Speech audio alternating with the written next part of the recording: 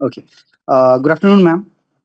Good afternoon. Uh, Ma'am, you must have heard about the the U.S. Fed Reserve has announced its policy and poli- you must have heard about the U.S. Fed Reserve's announcement on its policy, and similarly, Bank of Japan too did that. My question to you is very straight and forward. Means like, how do you look at both of this? So I think see, everyone is today, all of these central banks are moving very carefully. It's a wait and watch approach, number one, because earlier it was believed that the West Asia shock, for example, the base case was assuming that the West Asia shock would to some extent come down by June, and then the forthcoming quarter would see some of the remnant impact, etc. But now, after it's flared up again, it is threatening to keep prices high for longer. It's threatening to also have an impact on inflation in many of these economies. Now, some of these economies, unlike India, some of these economies not only target inflation, but they're also concerned about how higher prices will have an impact on growth, will have an impact on employment, for example. So they cannot one sidedly look at how it's pushing up prices and take rate action, and therefore they will gradually also see how it's seeping in via higher prices onto growth, onto employment, etc., and then take a call. So be it BOJ, be it the Federal Reserve, be it Bank of England, be it ECB, they're all very cautious. Some have moved and some are waiting. And some are just continuing on a pause to see how things pan out. Ma'am, this is on the rate cuts. How much do you think that the Fed pauses and BOJ moves restrict the RBI's headroom to rate cuts in India? They honestly, given a rising inflation situation in India, even if it is from the supply side, we don't expect the RBI to cut any rates. At the most, it's most likely to remain on a pause for a couple more months, so to speak, in this fiscal. Having said that, I think it's very clear to me that RBI's or the Monetary Policy Committee's decision is going to continue remaining data dependent, because its goal is eventually inflation control, not necessarily growth and exchange rate impact. Of course, it's not like they're not important, but they're not targeted by MPC over here, and they're very clear about it that that is not really the target that we have in place. Now, if you look at inflation, I think from the upcoming monetary policy review, we are first of all expecting it to continue its policy rates the way it is. We are expecting that to remain unchanged as well as the stance. We, however, believe that it will underline the risks to inflation which are emerging, because they are emerging from two quarters. Number one is that the West Asia crisis is again flaring up, which means an extended period of higher input costs, be it energy, be it commodities, shipping, transport, all of that. Second is the fact that monsoon related uncertainties are making it a little difficult to sort of predict what could happen to food inflation at the moment. So both these factors are going to pose some sort of a negative impact on growth as well as negative impact on inflation, and RBI will try to counterbalance those, the growth inflation mix, to the extent possible.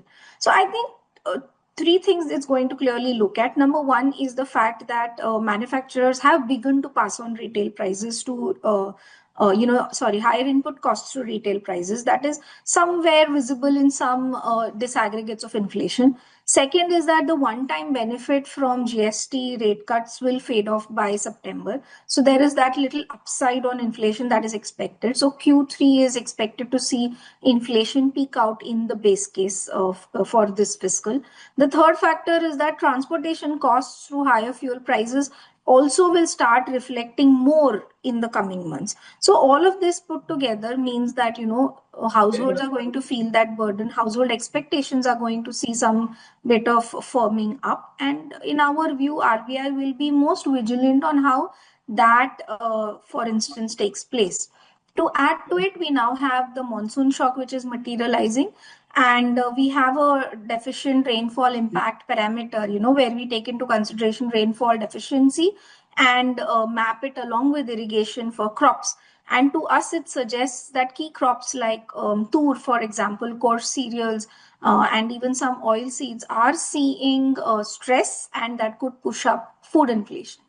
Having said that, I think we also believe that the relationship between monsoon shock and food inflation has weakened over time because government has become a lot more active in terms of its intervention when there are supply shocks. I'm sure RBI is also taking that into perspective.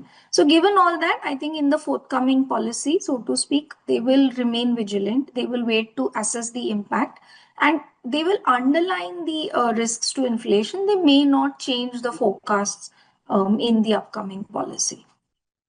This is on the export demand, ma'am. How will these shifting global monetary stances impact India's near-term export growth? So, to be honest, Saurav, I think export growth is influenced by monetary policy led impact on exchange rates, because if you have a depreciated currency, it helps export incomes to some extent. But I think the bigger factor that tends to have an impact or influences exports to a large extent is what is happening to global demand, for example, what is happening to costs of trade, how protectionist are many of these countries getting. And I think those are the two, three bigger challenges or headwinds that India's exports need to brace itself for this year.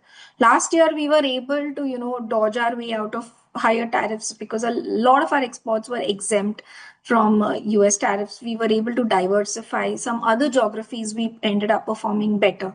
But this year, I think the bigger aspect is that global growth is expected to be weaker. If we look at S&P Global's forecast, they're expecting global growth at 3.1% in 2026. Last year was 3.4% or so. So all larger economies, EU, Japan, China, are seeing weaker growth. Some bit of growth support remains from US. So I think broadly, weaker global demand is the number one thing. Two other things I feel which need to be highlighted are, these two sectors supported us immensely when there were geopolitical shocks and there were tariff shocks. One of them is smartphone exports. The second is agriculture exports.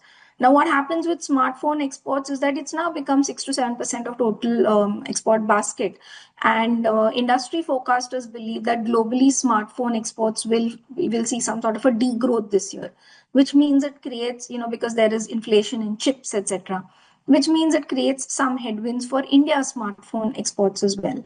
The second factor is agri, where the fortunes are very closely tied to weather, because it's not as in there is a direct relation but an indirect one. If government intervenes in the domestic markets, there are curbs on exports, etc., that will have an impact on the kind of rice, wheat exports we're able to send outside. So I think these are headwinds that we need to be watchful for exports in the short term. Of course, over the medium term, we have a good number of FTAs that are coming our way, and we will have access to a lot more markets than we did have earlier. But in the short term, I think some of these factors I mentioned, countries are getting protectionist in terms of their trade. EU is imposing CBAM or quotas on our steel imports, etc. Steel imports from all countries, including India. So I think all of that are headwinds that we need to be mindful for. So I think goods trade exports this year should see some sort of a weakness compared to last fiscal. Ma'am, concluding this conversation, I just want to take a quick reaction from you. Are you expecting any sort of major policy changes in this upcoming RBI MPC? So, like I had said in our earlier interview, also, I think monetary policy for the RBI today, it's taking on three tools. One is rate action, the other is active liquidity management and communication. And I think it will continue to sort of move between these three. And to reiterate, my stance is honestly is that they will rely less on rate action in the short term. We expect a rate hike to come by towards the end of this fiscal, given inflationary pressures, but not immediately. Liquidity management, they've been very active, especially last 1.5 months. They've been quite active. That should continue. And I think communication will remain key in terms of what are their monitorables, what are the risks, etc. And they'll continue on that front.